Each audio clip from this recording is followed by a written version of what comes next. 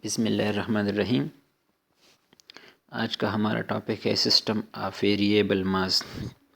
System of variable mass क्या है? वो सिस्टम जिसका मास जो है वो चेंज होता है विद रिस्पेक्ट टू टाइम, हम इसको कहते हैं सिस्टम ऑफ वेरिएबल मास।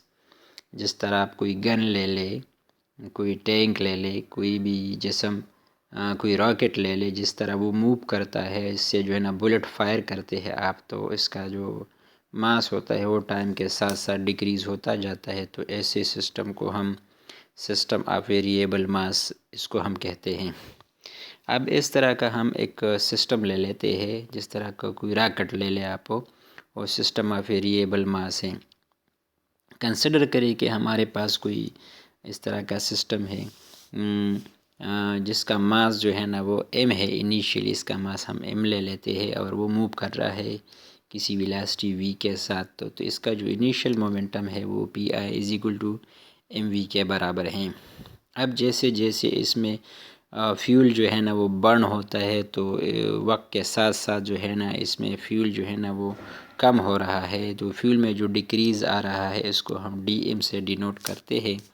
और इससे जो गैसेस जो है ना वो एक्सपेल हो रही है रेयर एंड में, इसकी जो वेलोसिटी है इसको हम u कंसिडर कर लेते हैं।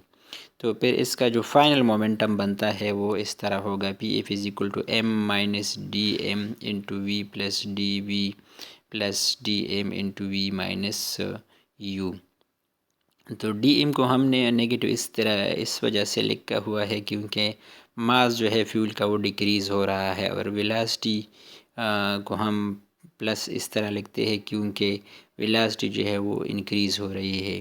यहाँ पे v माइनस यू का मतलब है कि जो गैसेस एग्जॉस्ट हो रही है, हाँ, उसकी वेलोसिटी है, रिलेटिव वेलोसिटी है with respect to the rocket, यानी बर्न गैसेस की velocity with respect to the rocket, तो इसको हम कहते हैं v माइनस यू है। ठीक है, तो ये फाइनल मोमेंटम बनता है रॉकेट का। ठीक है, अब अगर हम यहाँ पे Newton second law of motion इस्तेमाल करते हैं, तो Newton second law of motion में हमने पढ़ा था F is equal to D P by D T, यानी F एक्सटर्नल फोर्स अगर किसी जिस्म पे होता है तो वो बराबर होता है time rate of change of linear momentum का।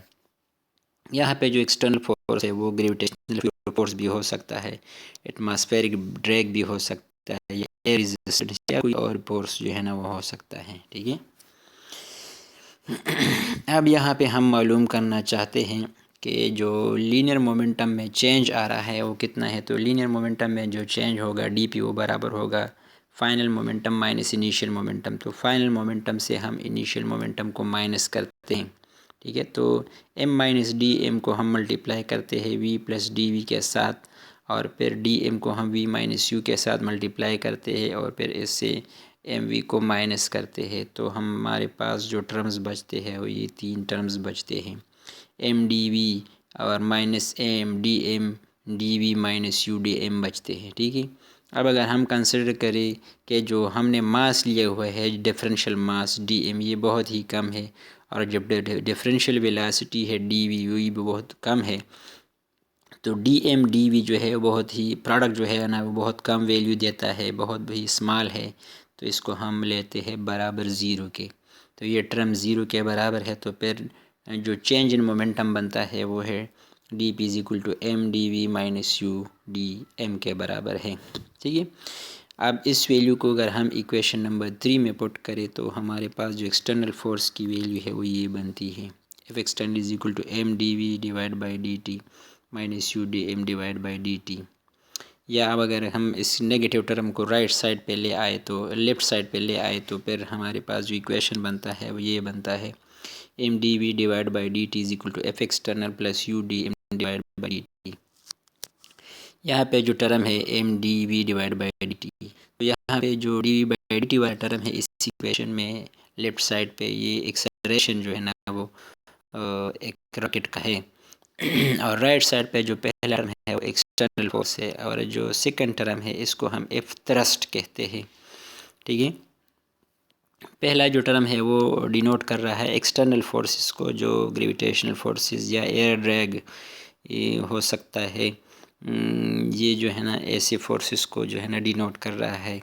जो कि एफ थ्रस्ट जो है ये वो फोर्स है जो कि डिफ़ाइन करता है हमें किस चीज़ को, ये डिफ़ाइन करेगा इस चीज़ को डिपेंड करता है, ये यू पे डिपेंड करता है कि एग्जॉस्ट जो गैसेस है वो किस वेलासिटी से जो है ना वो एक्सपेल हो रही है रेयर एंड पे, और दूसरी जो है ना ये डिपेंड करता है D M divide by D T पे, कि इसमें जो फ्यूल है वो बर्न हो रहा है किस रेट पे, डी एम और डी टी मतलब कितना फ्यूल कितने टाइम में बर्न हो रहा है। जितना ज़्यादा फ्यूल जो है ना बर्न होगा और जितनी जो है ना इसकी एग्जॉस्ट वेलोसिटी ज़्यादा होगी उतनी जो है ना एप थ्रस्ट ज़्यादा मिलेगी, अपर डायरेक्शन में जो रॉकेट पे फोर्स लगता है वो ज़्यादा मिलेगा।